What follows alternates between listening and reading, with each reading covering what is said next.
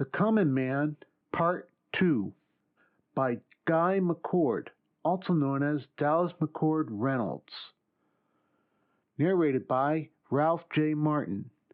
The Common Man, Part 2. The estate which the boys had secured for Crowley was 2 or 3 miles out of Tannersville on a mountainside and quite remote. He took considerable pride in showing them about, although it was obvious he had been here before only once himself. He was obviously enjoying the situation thoroughly and had planned it out in some detail. Besides the empty-faced Larry, who had driven the car, they were introduced to 2 more of Crowley's confederates, neither of whom gave any indication that the 3 were present under duress. The first was a heavy-set, moist-palmed Southerner with a false air of jovial, shook hands heartily and said nothing with a good many words for a few minutes, then excused himself. The third confidant was an older man of sad mien who would have passed easily in the swankiest of Washington, New York, or London private clubs. He was introduced simply as Mr. Whiteley, greeted them pleasantly as though all were fellow guests, had a word to say about the weather then, and passed on. Patricia was frowning. "Your Southern friend, Paul Teeter, it seems to me I've heard his name before." Paul Crowley grinned. "Oh, Paul's been in the news from time to time." Ross was looking after Mr. Whiteley, who had disappeared into the main building. They were standing on the lawn, as part of the guarded tour Crowley had given them. He growled, "I suppose the 2 of them are experienced confidence men or something." "Take it easy with those cracks, Ross," Crowley said. "Whiteley used to have a seat on the stock exchange, a real big shot, but that was before they disbarred him, or whatever they call it." "See here," Dr. Braun said urgently, "we've had enough of all of this, Don. I propose we go somewhere where it will be possible for us to bring you to your senses and save you from disaster." "Kind of a power, eh? Okay, Doc. Come on in here." He led them to the entrance, conducted them inside and into a library that led off the main entrada. He said, "By the way, Larry has a few of his boys up here just kind of like estate watchmen. Some of them aren't much used to being out of the city, and they get nervous, so—" Ross growled, All right. Don't try to make a third-rate villain in a B-movie. You have guards about, and it would be dangerous to try to leave without your permission." "How about that?" Rowley exclaimed as though amazed. "Man, you eggheads catch on quick. Nothing like a college education." He waved them to chairs. "I'm going to have to leave for a while. Whiteley's got some big deal brewing, and we got to work it out." He grinned suddenly. "And Larry's got a different kind of deal. One he's been planning for years, but hasn't been able to swing 1 or 2 details. It's a caution how many details a little man who wasn't there can handle in one of these king-size capers." He had used the pseudo-criminal term, caper, with considerable satisfaction. Crowley was obviously having the time of his life.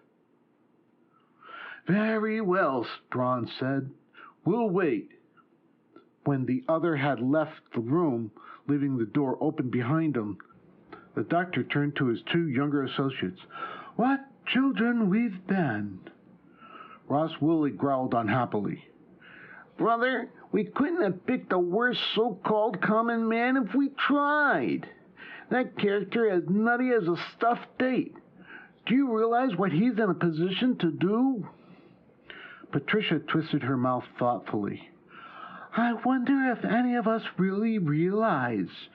I'm afraid even with all our speculation, we never truly thought this out." Dr. Braun pushed his glasses back on his nose with a forefinger. He shook his head. You make a mistake, Ross. We didn't make a bad choice in our selection of Don Crowley for our typical common man. Ross looked at him and snorted. Braun said doggedly, Remember, we attempted to find the average man, the common man, the little man, the man in the street. Well, it becomes obvious to me we did just that. Patricia said thoughtfully, I don't know. I'm inclined to think that from the beginning you two have underestimated Don. He has certainly shown considerable ingenuity. Do you realize that he's done all this in a matter of less than a week? Done what? Ross said sarcastically. She gestured. Look at this establishment. He's obviously acquired considerable money, and he already has an organization, or at least the beginnings of one. That is beside the point, Braun said ruefully. I say that he is reacting as would be expected, as the average man in the street would react given the opportunity to seize almost unlimited power and with small chance of reprisal. Patricia shrugged as though in disagreement. Braun looked at Ross Woolley. Close the door, Ross. Lord knows when we'll have another chance to confer. Obviously, something must be done. Ross came quickly to his feet, crossed to the door, looked up and down the hallway, which was empty, then closed the door behind him. He came back to the others and drew his chair in closer so that they could communicate in low voices. Braun said, One thing is definite. We must not allow him to secure further serum. For all we know, he might be planning to inject some of those gangsters he's affiliated himself with. Patricia shook her head thoughtfully. I still think you underestimate Don. He must realize he can't trust them. At this stage, he has to confide in at least 2 or 3 fully to utilize his invisibility. But in the long run, it isn't to his advantage to have anybody know about it. If the authorities such as the FBI began looking for an invisible man, sooner or later they would penetrate the field of invisibility. You mean to think that Crowley will use these men for a time and then destroy them? He'll have to, or sooner or later the secret will be out, Braun said in soft logic. If he can't allow anyone to know about it, then we too must be destroyed. Ross growled. Then we got to finish him first. Patricia said, I don't know. Don is showing considerably more sense than you two evidently gave him credit for. I think in many ways what he's done is quite admirable. He's seen his chance and has grasped it. Why, I wouldn't be surprised that Don will be the most powerful man in the country within months. The 2 men were staring at her. Ross sputtered, Have you gone completely around the bend? Are you defending this? A voice chuckled. Mind your language, Buster. Just take it easy or you'll wind up with some missing teeth. Ross jumped to his feet as though crouched with an electric prod. Dr. Braun stiffened in his chairs and his eyes darted about the room. Patricia alone seemed collected. Don Crowley, she exclaimed. You should be ashamed of yourself, listening in on private conversations. Yeah, the voice said.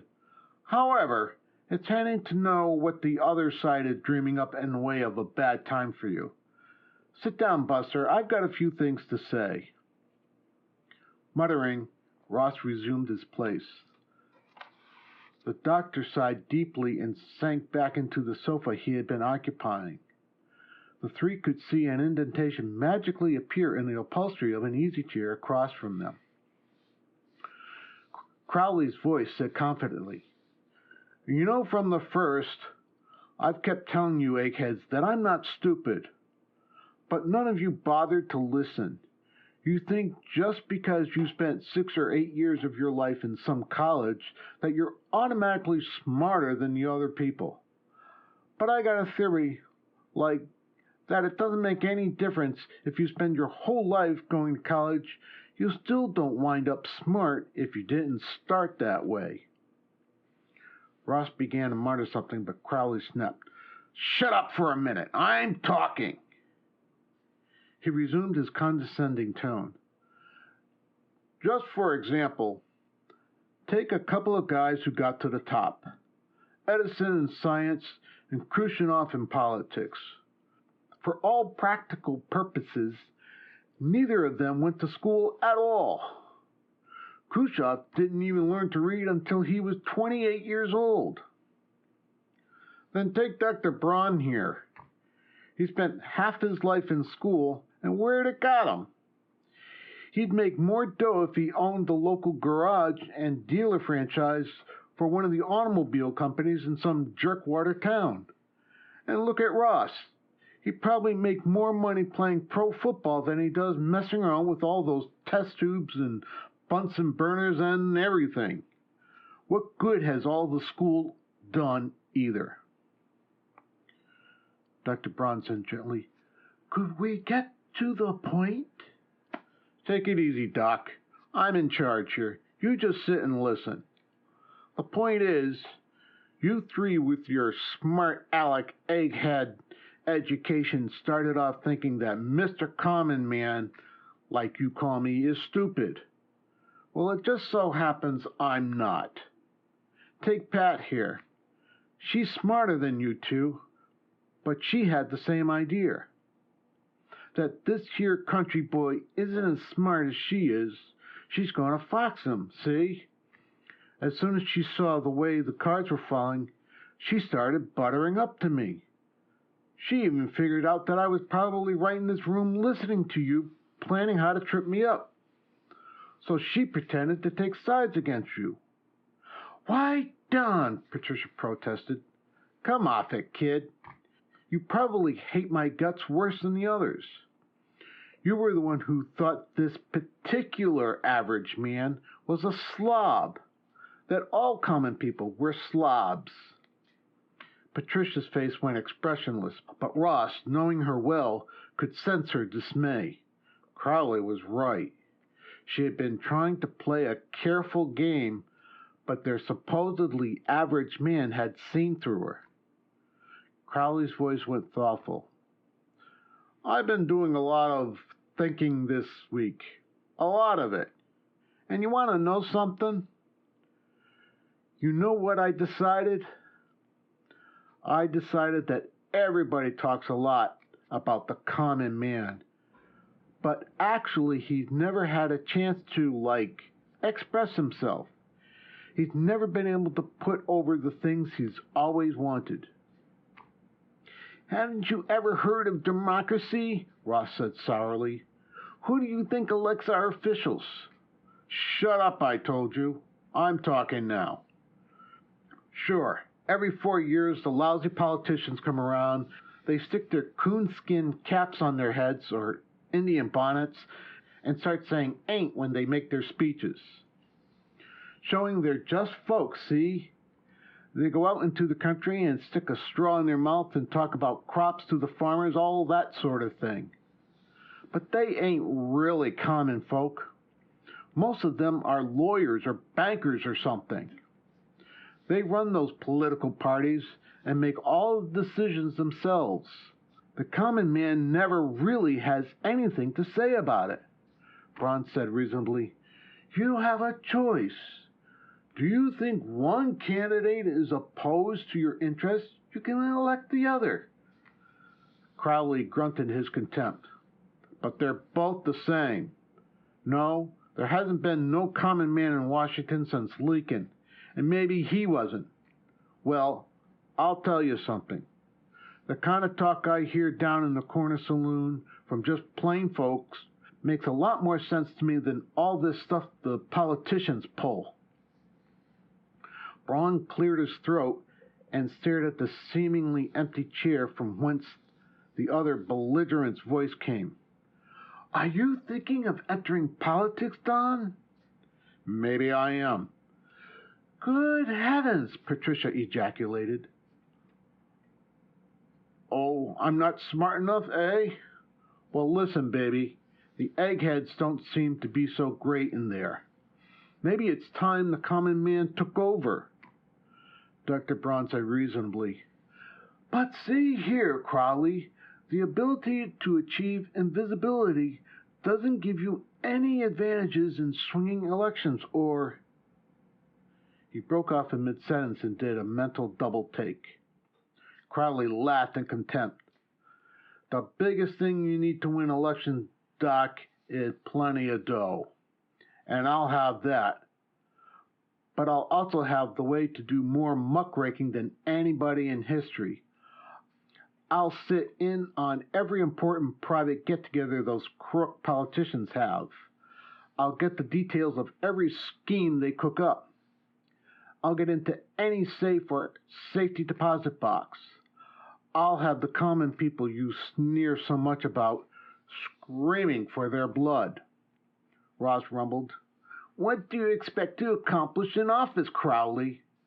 The voice became expansive. Lots of things. Take this Cold War. If you drop into any neighborhood bar, you'll hear what the common man thinks about it. The three of them stared at the seemingly empty chair. Drop the bomb first, Crowley snapped. Finish those Reds off before they start it. In fact, I'm not even sure they got the bomb. They're not smart enough to... There was Sputnik, you know, Ross interrupted sourly. Yeah, but built by those captured German scientists.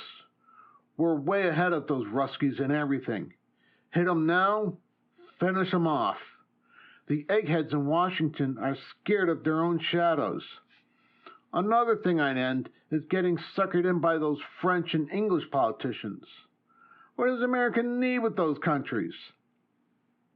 They always start up these wars and get us to bail them out. And I say, stop all this foreign aid and keep the money in our own country. And we can do a lot of cleaning up right here, too. We got to kick all the commies out of the government. Make all the commies and the socialists and these egghead liberals illegal. In fact, I'm in favor of shooting them. When you got an enemy, finish them off. And take the Jews. I'm not anti-Semitic, like you understand. Some of my best friends are Jews. But you got to realize that wherever they go, they cause trouble. They stick together. They take over the best businesses and all. Okay, you know what I say? I say, kick them out of the country. And they all came over here poor and made their money here. So let them leave the way they came. Well, like, confiscate all their property except personal things. Patricia had closed her eyes in pain long before this. She said softly, I imagine somewhere along in there we'll get to the Negroes. I'm not against them, just so they stay in their place. But this integration stuff is bunk. You gotta face facts. Negroes aren't as smart as white people. Neither are Chinks or Mexicans or Puerto Ricans. So, okay. Give them their own schools. Up to high school is all they need. And let them have jobs like waiters and janitors and like that. They shouldn't take a white man's job, and they shouldn't be allowed to marry white people. It deteriorates the race like. Crowley was really becoming wound up now. Wound up and expansive. There's a lot of things I'd change, see?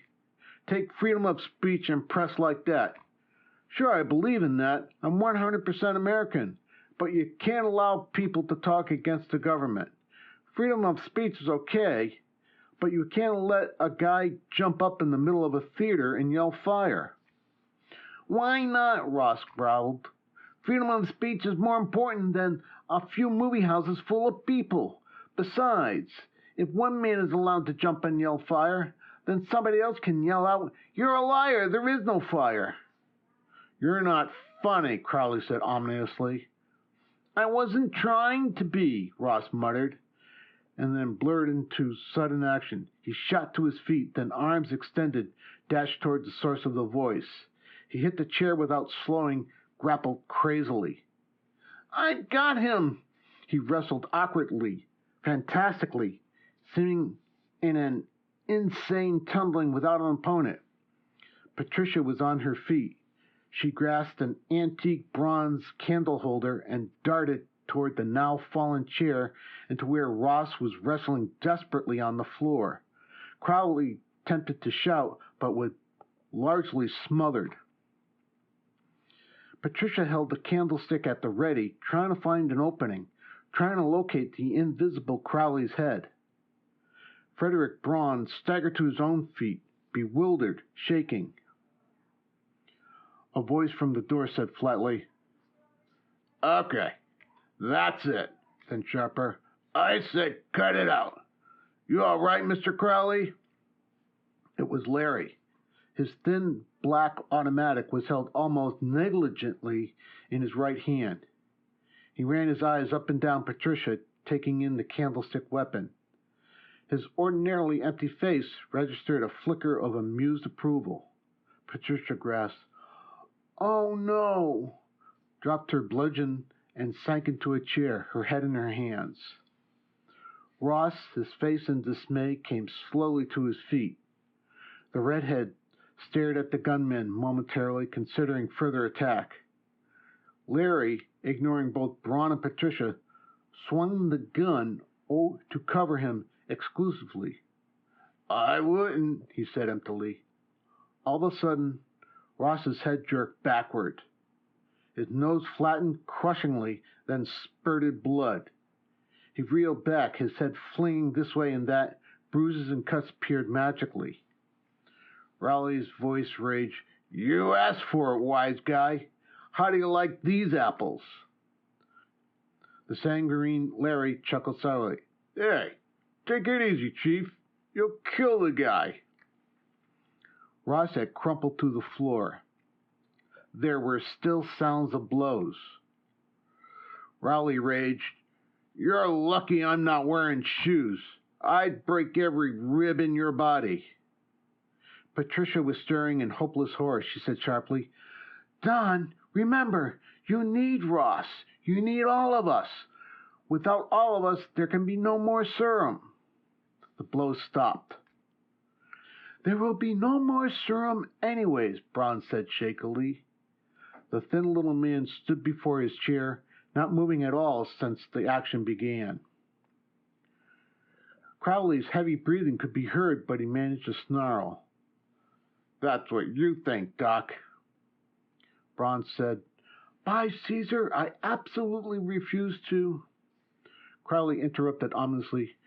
You know, Doc, that's where this particular common man has it all over you eggheads. You spend so much time reading, you don't take in the action shows on TV. Now, what you're thinking is that even if we were to twist your arm a little, you'd stick to your guns. I suppose like it was Pat we was working on while you had to sit and watch. The elderly's brave front collapsed and his thin shoulders slumped. Crowley barked a laugh. Patricia by now was bent over the unconscious Ross, crying even as she tried to help him. Crowley said to the silent, all but disinterested Larry, Have these three put in separate rooms in that section they used for the violent wing when the place was a nut house. Have a good guard and see they don't talk back and forth. Yo, the boss, Larry said languidly. Crowley was thorough. For that they had to give him credit.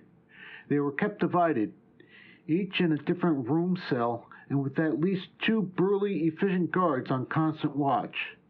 They were fed on army-type trays and their utensils were checked carefully. There was no communication allowed, even with the guard. The second day, Crowley took measures to see their disappearance raised no alarm at either their place of employment or at the residences. This raised few problems since all were single and all had already taken off both from the job and from their homes in order to carry out their experiment.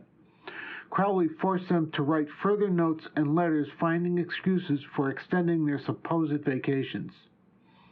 He also had Larry return to the hotel suite, pay their bill, pack their things, and bring them to the Catskills estate, which had become their prison. He had them make up lists of materials and equipment they would need for further manufacture of serum upon which they had stumbled, and set off men to acquire the things. And on 3 occasions during the following weeks, he had them brought from their cells and spent an hour or so with them at lunch or dinner. Crowley evidently needed an audience beyond that of his henchmen. The release of his basic character, formerly repressed, was progressing geometrically, and there seemed to be an urgency to crow, to brag, to boast. On the 3rd of these occasions, he was already seated at the table when they were ushered into the dining room. Crowley dismissed the guards with a wave of his hand as though they were livered servants. All had eaten, but there were liquors and coffee, cigars, and cigarettes on the broad table. Ross sank into a chair and growled, "Well, what has the great man Roth now?" Crowley grinned at him, poured coffee, then a dollop of Napoleon brandy into it. He gestured with a hand. "Help yourselves, folks. How you feeling? You getting all the books you wanted? You look kind of peaked, Pat." "Miss O'Gara to you, you ape with delusions of grandeur," she snapped. "When are you going to let us out of these prison cells?" Crowley wasn't provoked. The strong can afford to laugh at the malcontented weak. "That's one of the things you'll never know," he said easily. "You sure you want out? Something the doc said the other day had lots of fact in it. The fewer people know about this secret of mine, the better off I'll be, and the better off I am, the better off the whole country is going to be, and I gotta think about that. I got responsibilities." "A combination of Engine Charlie and Louis the Fourth, eh?" Ross muttered, feeling his beefy hand back over his crew cut. It was a relief to get out of his room and talk with the others, but he didn't want Crowley to see that. "What's that?" The other was impatient of conversation that went above his head. Braun explained gently. One said, "I am the state," and the other, "Anything that's good for my corporation is good for the United States," or something quite similar. Crowley sipped at his coffee royal. "Well, anyway, Pat, the day you're ready to leave that cell, you better start worrying, 'cause that'll mean I don't need you anymore." Ross growled, "You didn't answer my question. Rob any banks lately, great man?" The other eyed him coldly. "Take it easy, Buster. Maybe in the early stages of the common man movement we have to take some strong-arm measures, but that stage is about finished." Patrick O'Gara was interested in spite of herself. "You said, you mean you already have all the money you need?" He was expansive. Obviously there was nothing to lose with these three, and he liked the sounding board. In spite of his alleged contempt for eggheads, there was an element in Crowley which wished to impress them, to grant him equal status in their own estimations. "There's a devil a lot to know about big finance. You need a starter, but once you get it, the stuff just rolls in automatic." He grinned, almost boyishly, "especially when you got a certain little advantage, like me." Braun said interestedly, "Oh, and how do you put your advantage to work?" "Well, now, I gotta admit, we aren't quite out of the woods. We need more capital to work with, but after tonight we'll have it. Remember that Brinks job up in New England a long time ago? Well, we got something lined up even bigger. I work with Larry and his boys to pull it. Then there's another thing cooking that Whiteley's been keeping tabs on. It looks like IBM's going to split its stock, 3 for 1. I gotta attend their next secret executive meeting and find out. If they do, we buy in just before, see? We buy on margin, buy options, all that sort of jazz. Whiteley knows all about it. Then we got another big deal in Washington. Looks like the government might devaluate the dollar. Whiteley explained it to me, kind of. Anyway, I gotta go sit in on a conference the president's gonna have. If they really decide to devalue, then Whiteley and me, we go ahead and put every cent we got into Swiss gold. Then the day after devaluation, we switch it all back into dollars again. Double our money. Oh, we got all sorts of angles, Doc. By Caesar, Braun ejaculated, you seem to have... Patricia had poured herself some coffee and was sipping it, black, even as she stared at him. But, Don, what do you need all this money for? You already have more than plenty. Why not call it all off? Get out from under. Ross grunted. It's too late, Pat. Can't you see? He's got the power urge already. Crowley ignored him and turned to her, pouring more coffee and cognac for himself. I'm not running up all this dough just for me. You think you're the only one that's got ideals? Like, let me tell you, I just might be a country boy, but I got ambitions to put some things right in this world. Such as? Patricia prodded, bitterness in her voice. We went through all that the other day. The thing is, now it's really underway. If you was seeing the newspapers these days, you'd know about the Common Man Party. Uh-oh, Ross muttered unhappily. It's just getting underway, Crowley said modestly. But we're hiring 2 of the top Madison Avenue outfits to handle publicity, and we're recruiting some of the best practical politicians in the field. Practical politicians? Ross snorted. Types like Huey Long, McCarthy, Pendergast, I suppose? The other misunderstood him. Yeah, and even better. We're going in big for TV time.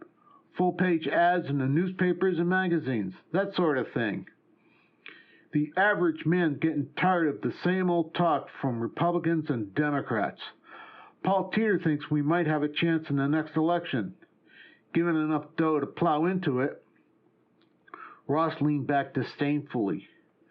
What a combination! Whiteley, the broker who has been barred from activity on Wall Street, Teeter, the crooked politician, but with some connections from top to bottom, and Larry, whatever his name is. Mazzaroni, Larry supplied. You know where I first ran into his name? In one of them true crime magazines. He's a big operator. I bet he is, the redhead growled. Probably with good mafia connections. I'm surprised you haven't attempted to take over that outfit. Crowley laughed abruptly. Just take it easy and all these things will work their way out. But meantime, I didn't bring you jokers here to make snide remarks. I got work for you. I'm fresh out of that serum, and you 3 are going to brew me another batch. They looked at him. Dr. Braun, Ross Woolley, Patricia O'Gar, their faces registering stubbornness, revolt, and dismay. He shook his head. Larry and some of his boys have experience, I gotta admit. I wouldn't even want to watch. I'm for standing firm, Braun said stiffly. There are but 3 of us. The most they can do is kill us. But if this man's insanity is a release upon the world... Crowley was shaking his head in deprecation. I like when you say the worst we can do is kill you. Man, haven't you heard about the Nazis and commies and all? You ought to read some of the men's adventure magazines. How do you think Joe Stalin got all them early Bolsheviks to confess? You think they weren't tough buzzards? Why make us go through all the trouble? Then you just cave in eventually anyways. Save yourself the grief. Patricia said impatiently. He's right, I'm afraid. I would collapse rather quickly under physical coercion. You might last a bit longer, Ross, possibly longer still. But in the we would concede. Crowley said, as though in amazement, "You know, eggheads aren't as stupid as some would reckon. Okay, folks, I got a laboratory all fixed up with your things. Let's go. Rosso, pal? I'm carrying heat, as Larry would say. So let's not have any trouble, eh?" He had been as good as his word in regards to the laboratory. It was obviously one of the rooms used by the staff when the place had been a sanitarium. Now, each of the three all had equipment and supplies they required. Crowley took a seat at the far end of the room facing them. There had been a guard outside the door when they entered, and a call would bring them in seconds. Even so, Crowley sat in such a wise that his right hand was ready to plunge inside his coat to the gun that evidently was holstered there. He said, "Okay, folks, let's get about it." It took them a half an hour or so to sort out those materials each needed in his own contribution to the end product. Their captor looked at his watch impatiently. "Let's get a move on here. I thought this was going to take a few minutes." Patricia said testily, "What's the hurry, Don?" He grinned at her. "Tonight's the big night. This evening, just before closing, I'll walk into, well, you don't have to know the name. Like I said, it'll make the Brinks job look like peanuts. They lock up the place and leave, see? Okay, about 2 o'clock in the morning, when the city's dead, Larry and the boys drive up into an alley behind. I go around one by one, sock the 4 guards on the back of the head. Then I open up for Larry, and they take their time and clear the place out. From then on, we got all the dough we need to start pyramiding it up the stock exchange and like that." Patricia had drawn on rubber gloves, pulled a lab apron around her. She began searching for test tubes, measuring devices. She murmured softly, "What keeps you from telling yourself you're nothing but a crook, Don? When we first met you, it seems terribly long time ago, back there in Far Cry, you didn't seem to be such a bag egg." "We didn't know then he was a cracked egg," Ross muttered. He looked to where Crowley slouched. His eyes narrowed as though considering his chances of rushing the other. Crowley grinned and shook his head. "Don't try it, Buster." Crowley looked at Patricia. "You don't get it, sister. It's like somebody or other said, the ends justify the means. That means—" "I know what it means," Patricia said impatiently. Dr. Braun, who rather hopelessly was also beginning to work at the equipment their captor had provided, said reasonably, "Don, the greater number of thinkers of the world have rejected that maxiom. If you will analyze it, you will find that the end and the means are one." Yeah, a lot of complicated egghead gas. What I'm saying, Pat, is that what I'm eventually heading is good for everybody. At least it's good for all the real 100% Americans. Everybody's going to go to college and guaranteed to come out with what you three got, a doctor's degree. Everybody's going to get a guaranteed annual wage, like whether or not they can do any work. It's not a guy's fault if he gets sick or unemployed or something. Everybody. "The shades of all the social reformers who ever lived," Ross muttered. "By Caesar," Braun said in despair. "I have an idea you'll get the vote of every half-wit in the country." Crowley came to his feet. "I don't like that kind of talk, Doc. Maybe I'm just a country boy, but I know what the common man wants. What I'm going to do is give it to him." Patricia looked up from her work long enough to frown at him. "What special are you going to get out of this, Don?" That took him back for a moment, and he scowled at her. Come, she said. "You've already admitted to we three just what you think you are going to do. Now, how do you picture yourself after all this has been accomplished?" His face suddenly broke into its grin, a somewhat sly element in it now. You know, when I get this all worked out, the folks are going to be pretty thankful. I bet, Ross muttered. He too was working at his element of compounding the serum. Yeah, they will, Buster, Crowley said reluctantly. And they're going to want to show it. You ever seen one of those movies like Ben-Hur back in the Roman days? Can you imagine everybody in the whole country thinking you were the best guy ever lived? You know, like an emperor? Like Caligula, Dr. Braun said softly. I don't know any of their names, but they really had it made. Snap your fingers, and there's a big banquet with the best floor show in the world. Snap your fingers, and here comes the sexiest dames in Hollywood. Snap your fingers, and some big entertainment like chariot race or something. Once I put this over, the common man party, that's the way people are going to feel about me and want to treat me. And if they don't, you'll make them? Ross said sarcastically. You're too smart for your own britches, egghead, Growly snarled. He looked at his watch. Let's get this rolling. I got to get down to the city and start this caper going.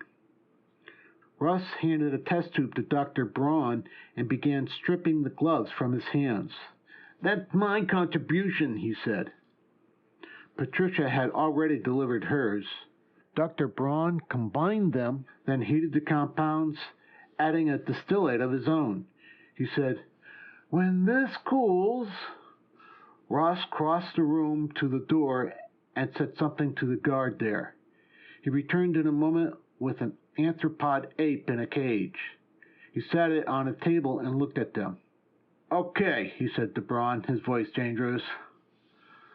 Let's see you inject the monk with this new batch of serum. Braun raised his eyebrows. The other watched him narrowly, saying nothing further. Dr. Braun shrugged, located a hypodermic needle, and prepared it. In a matter of moments, the animal was dejected. Ross said sourly, You don't trust your fellow man, Don? No, I don't. And stop calling me Don. It's Dan. Daniel Crowley. The three of them looked at him in bewilderment. The ape was beginning to shimmer as though he was being seen through a window wet with driving rain. Don's my goody-goody brother. We used to live in the same house with me. But ever since we were kids, and I got picked up on a juvie delinquent rap for swiping a car, he's been snotty. Anyway, now he's moved to Fresco. Patricia blurted, But you let us believe you were Donald. He brushed it off with a flick of his hand. You said you had some deal where I can make some money. Okay, I was between jobs. The ape was invisible now. Crowley peered in at him. Seems to work all right. Dr. Braun sighed. I am not a Borgia, Daniel Crowley. You're not a what? Never mind. I wouldn't poison even you, if that is what you feared. Daniel Crowley took up the new container of serum and put a lid on it. He said, I got to get going. The guy out front will get you back to your rooms. No tricks with him, Buster. He was talking directly to Ross. He's already beat a couple of homicide raps. Back in their cell rooms, they found that there was but one guard. Evidently, the all-out robbery attempt to be held this night involved practically all of Larry Mazzaroni's forces. Beyond that, this guard did not seem particularly interested in keeping them from talking back and forth to each other through the peepholes that centered their doors. After a couple of hours, during which time they largely held silence, immersed in their own thoughts, Dr. Braun called out, Patricia, Ross, I should tender my apologies. It was my less than brilliant idea to find the average man and to use him as a guinea pig. No apologies necessary, Patricia said impatiently. We all went into it with open eyes. But you were correct, Pat, the doctor said unhappily. Our common man turns out to be a Frankenstein monster. Ross growled. That's the trouble. It turned out he wasn't our common man, but his brother, whose petty criminal record evidently goes back to juvenile days. Even that doesn't matter, Patricia said testily. I've about come to the conclusion that it wouldn't have made any difference who'd we put in Daniel Crowley's position. Man is too near the animal, yet at least to be trusted with such power. Any man. Why, Pat, Dr. Braun said doggedly, I don't quite believe you correct. For instance, would you feel the same about me? Would I have reacted like our friend Dan? Then he chuckled in depreciation. That's my point, she said. I think you would. Ultimately, once again, look at the Caesars. They held godlike power. You're thinking of such Tiberius, Caligula, Nero, Commodus. I'm also thinking such as Claudius, the scholar who was practically forced to take the imperial mantle, and Marcus Aurelius, the philosopher who, though bound up in learning himself, allowed his family free rein in their vices, and finally turned the empire over to his son Commodius, one of the most vicious men of all time. But take Caligula and Nero, if you will.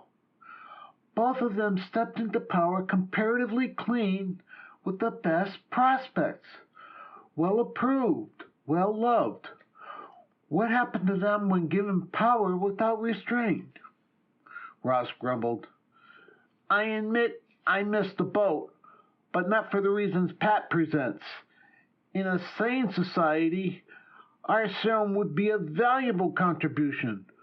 But in a dog-eat-dog world, where it's each man for himself, then it becomes a criminal tool, Patricia said sarcastically. And can you point out a sane society? Ross grunted.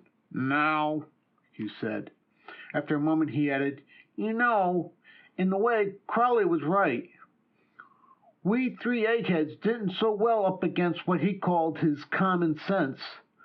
I tried to slug him with negative results.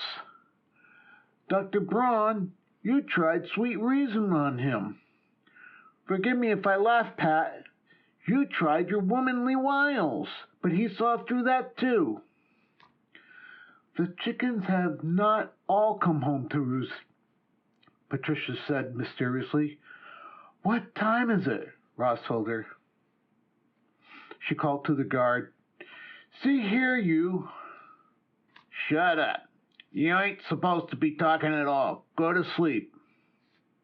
I want to speak to Mr. Mazzaroni.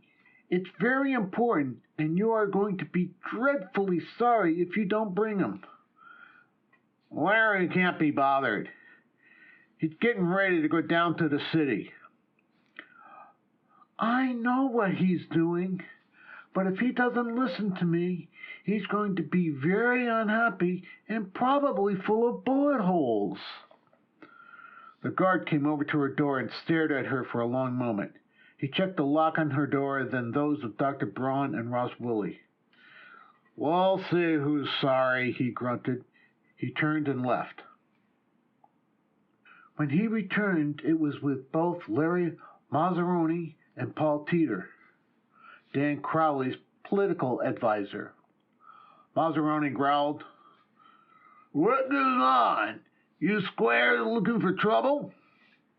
Patricia said testily, I suggest you let us out of here, Mr. Mazzaroni. If you do, we pledge not to press kidnapping charges against you. I believe you are aware of the penalty in this state. You trying to be funny? Definitely not, Mr. Mazzaroni. Patricia said icily. Daniel Crowley bragged to us your plans for tonight. The hoodlum muttered a contemptuous obscenity under his breath. Paul Teeter, the heavy-set Southerner, said jovially, And what does this have to do with releasing you, Miss O'Gara? Admittedly, Dan is a bit indiscreet, but... He let the sentence fade away. Yes, Patricia said. I realize that he is a non-professional in your ranks and have little doubt that eventually you would have to surmount whatever precautions he has taken to keep you in underling positions. That's beside the point. The point is that by this time Daniel Crowley has, infiltrated the institution you expected to burglarize tonight. He is inside, and you are still outside. There are 4 guards who are also inside, whom he is expected to eliminate before you join him. He told you everything, all right, the jerk, Larry said coldly. But so what? So Dan Crowley had us make up a new amount of serum tonight and tested it on a chimpanzee in the lab. And if you'll go and check, you'll find undoubtedly the chimp is again visible. The gunman looked at Paul Teeter blankly.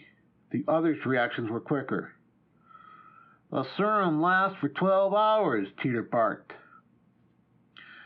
This batch lasts for 3 hours, Patricia said definitely. Your friend Crowley is suddenly going to become visible right before the eyes of these 4 guards, and long before he expected to eliminate them. Teeter barked, Larry, check on that monkey. Dr. Braun spoke up for the first time since the appearance of the two. He said dryly, You'll also notice that the animal is sound asleep. It seems that I added a slow-acting, but rather potent sleeping compound to the serum. The gunman startled from the room in the rush. Ross called after him. If you'll look closely, you'll also note the chimp's skin has turned brilliant red. There have been some basic changes in the pigment. Holy smokes, Paul Teeter protested, mopping his face with a handkerchief. Didn't he take any precautions against you people at all? Ross said. He was too busy telling us how smart a country boy he happened to be. Larry returned in moments, biting his lip in the first nervous manifestation any of them had ever seen in him. He took Teeter to one side. Patricia called to them impatiently. You have no time and no one to contact Crowley now. Don't be fools. Mend your bridges while you can. Let us out of here and we'll prefer no charges. Larry was a man of quick decision. He snapped to the blank-faced guard who had simulated only a fraction of all this. Go back to the boys and tell them to start packing to get out of here. Tell them the fix has chilled. It's all off. I'll be there in a few minutes. Okay, Chief. The other had a philosophical outlook of those who were meant to take orders and knew it. He left. Larry and Teeter opened all the cell doors. Teeter said, How do we know we can trust you? Ross looked at him. Larry said, It's a deal. Give us an hour to get out of here. Then use the phone if you want to call a taxi or whatever. I ain't stupid.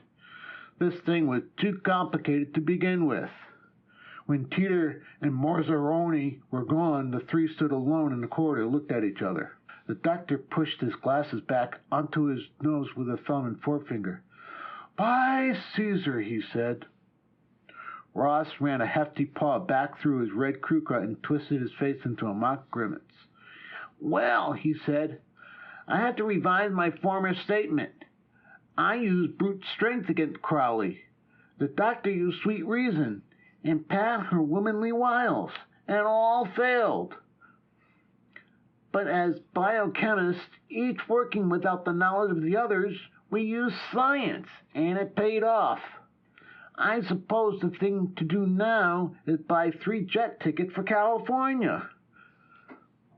Braun and Patricia looked at him blankly. Russ explained. Didn't you hear what Crowley said? his brother Donald and move out to San Francisco. He's a real common man. We'll have to start this experiment all over again. Dr. Braun snorted. Patricia O'Gard, hands on hips, snapped, Ross, Willie, our engagement is off. End of The Common Man by Guy McCord, also known as Dallas McCord Reynolds. Narrated by Ralph J. Martin.